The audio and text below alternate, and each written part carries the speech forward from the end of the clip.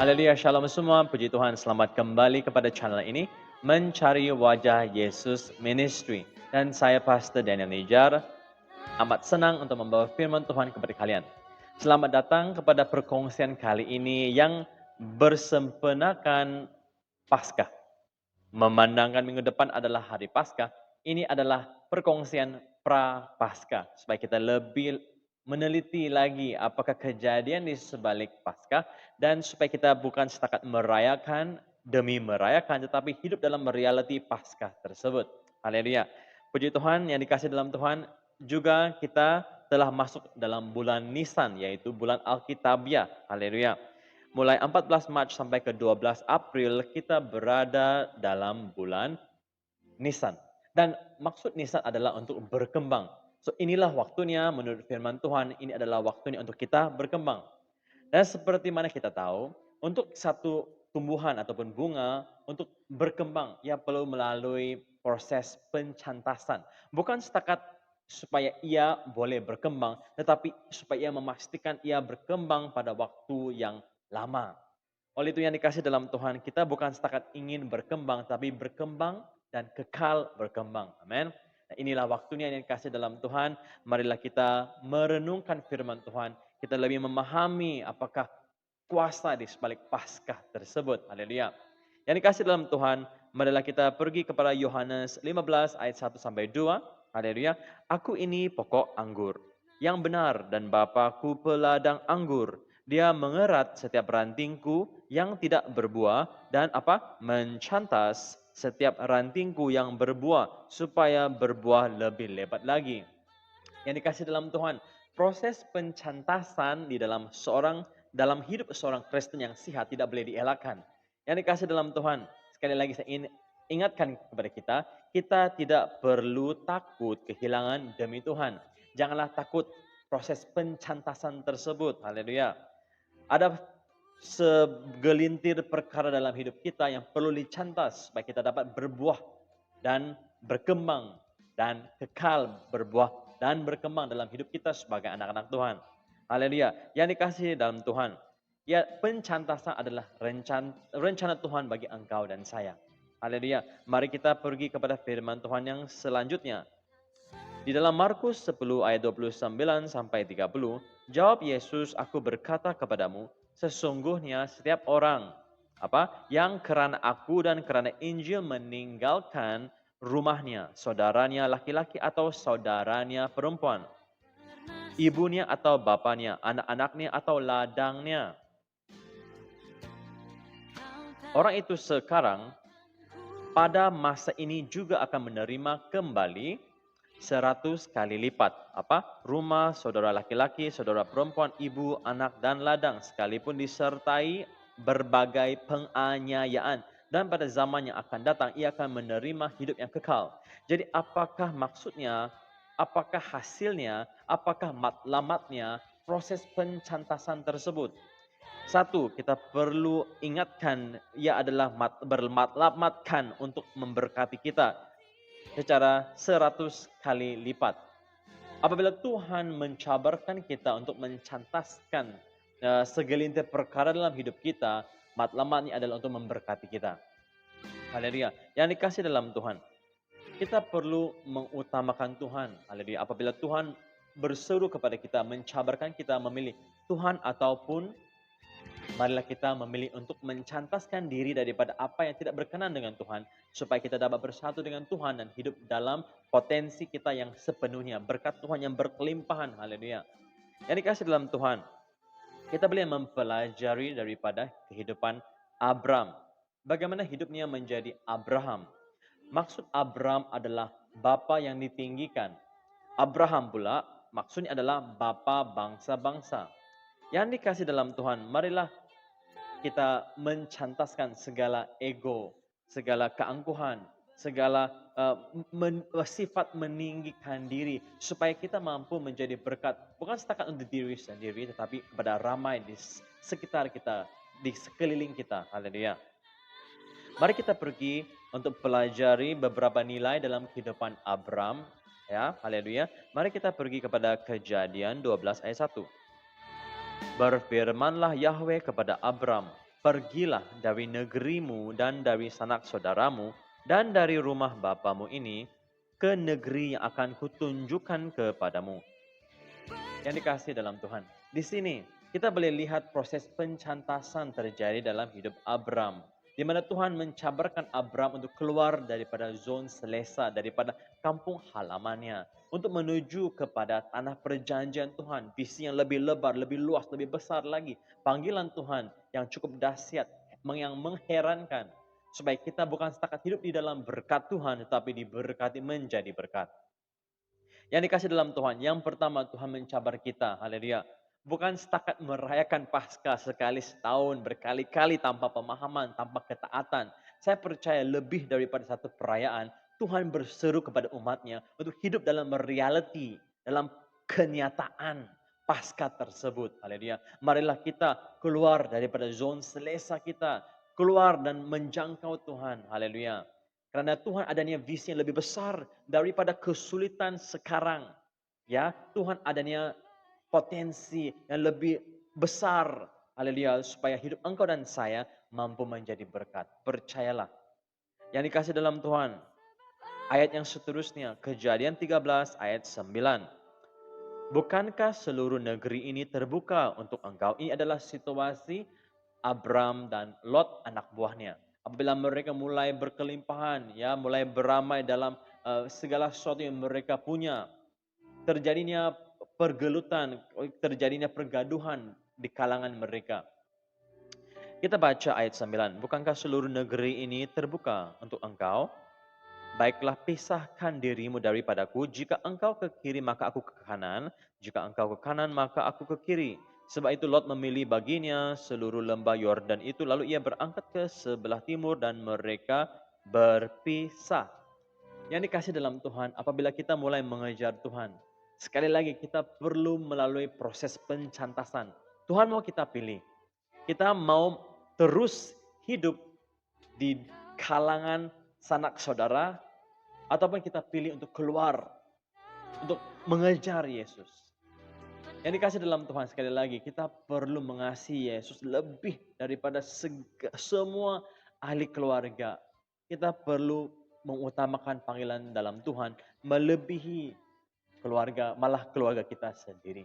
Haleluya. Yang dikasih dalam Tuhan, adakah Abram menerima cabaran itu untuk berpisah daripada anak buahnya, padahal mereka bersama-sama keluar daripada negeri pada panggilan awalan, tetapi mereka sampai ke satu tahap di mana mereka perlu berpisah. Yang dikasih dalam Tuhan, puji Tuhan, Abram mementingkan visi yang diberikan kepadanya melebihi perhubungan kekeluargaan. Maksud saya di sini bukan untuk mengabaikan keluarga, tetapi kita perlu utamakan Yesus di atas segalanya. Haleluya. Yang dikasih dalam Tuhan, kita pergi kepada firman Tuhan yang seterusnya.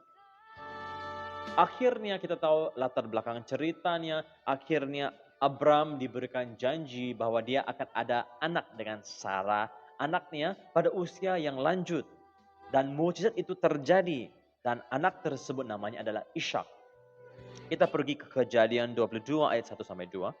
Setelah semuanya itu Elohim mencoba Abraham. Ia berfirman kepadanya, Abraham, lalu sahutnya, ya Tuhan, firman-Nya, ambillah anakmu yang tunggal itu, yang engkau kasihi, yakni Ishak, pergilah ke tanah Moria dan persembahkanlah dia di sana sebagai korban bakaran pada salah satu gunung yang akan kukatakan kepadamu. Wow, proses pencantasan seolahnya datang dan seolahnya sangat sakit. Tetapi yang dikasih dalam Tuhan, Tuhan sedang mencoba Abraham di dalam situasi itu. Adakah dia mementingkan berkat ataupun adakah ia akan terus mengejar sumber berkat Tuhan, Sang Pemberkat. Tidak senang, tapi engkau dan saya perlu melalui proses pencantasan ini supaya kita dapat hidup menjadi berkat. Haleluya. Yang dikasih dalam Tuhan, kita tahu bahwa Abraham tidak pikir dua kali, walaupun pasti ada sakit hatinya, pasti ada ketidaksanggupannya. Anak ini sudah pun dilahirkan pada usia yang tua mereka. Mukjizat terjadi, dan daripada Ishak lah janji-janji Tuhan untuk Abraham menjadi bapa bangsa-bangsa akan dikabuli melalui keturunan Ishak. Tetapi di sini pada waktu ini Tuhan mencobai pula Abraham untuk melihat adakah dia lebih mementingkan berkat ataupun sang pemberkat. Nah, kita tahu Abraham naikkan tangannya untuk membunuh anak kesayangannya itu. Tetapi malaikat segera turun dari surga 3 kali dan mengatakan bahwa Abraham, Abraham, jangan mengapa-apakan anak tersebut. Haleluya. Dan disitulah Tuhan tahu Abraham mengasihinya melebihi malah berkat. Abraham mengagungkan Tuhan melebihi segala yang dia ada. Yang dikasih dalam Tuhan, jangan setakat merayakan Paskah tanpa pemahaman, tanpa ketaatan. Tuhan berseru kepada engkau dan saya, adakah kita rela mencantaskan apa saja yang Tuhan ingin kita lepaskan? Adakah ia dari segi perhubungan? Adakah perhubungan itu lebih ke arah kebinasaan? Atau adakah perhubungan taman lelaki, taman perempuan tersebut, adakah ia lebih mendekatkan kita dengan Tuhan? Adakah bisnismu itu memuliakan Tuhan? Kita perlu menyelidiki diri dan melihat apakah perkara-perkara yang tidak berkenan di mata Tuhan yang kita perlu cantaskan supaya kita dapat berbuah dengan lebat. Haleluya. Dan berkembang. Yang dikasih dalam Tuhan, marilah kita sama-sama datang dengan sikap mau mentaati cabaran Tuhan. Malah apabila mendekati Paskah, ia akan bermaksudkan sesuatu yang luar biasa. Karena kita siap untuk melalui proses pencantasan tersebut. Haleluya. Tampaknya proses pencantasan tidak ada kenyataan kehidupan Tuhan dalam hidup kita. Hari Paskah boleh menjadi satu perayaan demi perayaan demi perayaan tanpa kuasa, tanpa reality, tanpa kenyataan kehidupan Tuhan. Tetapi marilah kita sama-sama mentaati panggilan untuk melalui proses pencantasan, tidak lari daripada panggilan tersebut, tetapi lari kepada Tuhan karena Bapalah sang pencantas tersebut. Tuhan tahu apa yang baik, apa yang tidak baik. Tuhan tahu apa yang terbaik untuk engkau dan saya. Marilah kita yakin kepada rencana Tuhan untuk hidup engkau dan saya. Jangan takut kehilangan demi Tuhan. Sekali lagi, judul kali ini, haleluya. Dan pada waktu ini kita sedang merenungkan firman Tuhan bersama. Pada judul ini marilah kita memahami. Marilah kita sama-sama siap, haleluya, untuk menyahut cabaran daripada Tuhan dengan anugerah kasih-Nya, kuasa-Nya, haleluya. Ayub 42 ayat 5. Hanya dari kata orang saja aku mendengar tentang engkau, tetapi sekarang mataku sendiri memandang engkau. Yang dikasih dalam Tuhan, ini adalah cerita Ayub.